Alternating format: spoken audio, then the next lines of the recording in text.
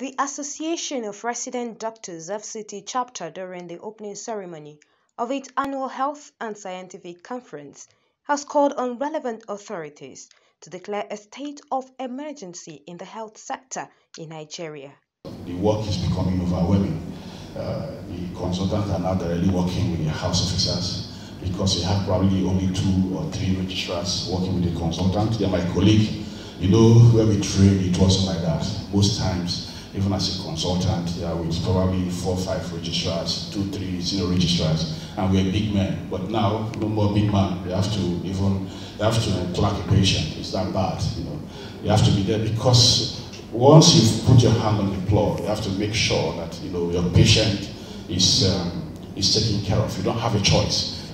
Either you resign or you walk. That is how it is. Nobody's going to hear that your manpower is not enough. That is why a patient died. So you see us working and working and working. 30 consultants left in the last 2 years. 50 medical officers have also left. Destination UK, Saudi Arabia, Canada, USA. Over 180 nurses have also left to the UK, USA, Canada. The first one I mentioned is the highest. It's in the order of priority where they move to. FMC Jabi, over 15 consultants to Saudi Arabia, Canada. So it's not only the FCTA. FCTA is bigger. It's far bigger than FMC Jabi. So they're even suffering more than FCTA because they are smaller and can match the number. 30 medical officers, over about 30 medical officers are also left to the UK, Saudi Arabia, Canada. Then over 15 nurses also left there. It's a whole lot. The National Hospital Abuja, they have over 40 consultants in the order of Saudi Arabia, Canada, UK. I'm sure the chairman of NMFCT, we are already in a state of emergency in health. There are some departments without the specialists right now in the different public hospitals. If you think about maybe Department of Anesthesia, Neurosurgery, a lot of them.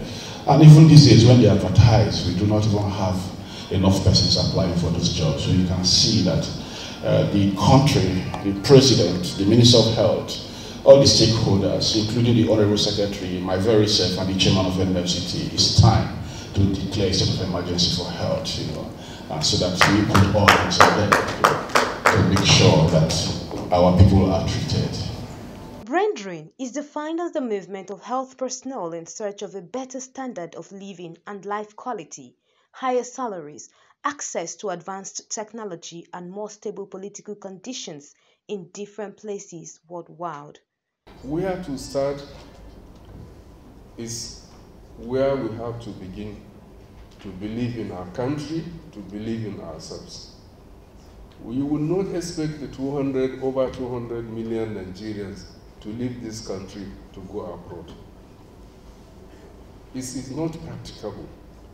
So we just have to begin to develop the love of our country and then start getting solutions to the issues. And the theme of our Health Week was brain drain in the health sector and a time to rebuild. Now, this theme was chosen because of the stark realities on ground. It wasn't just gotten from the air.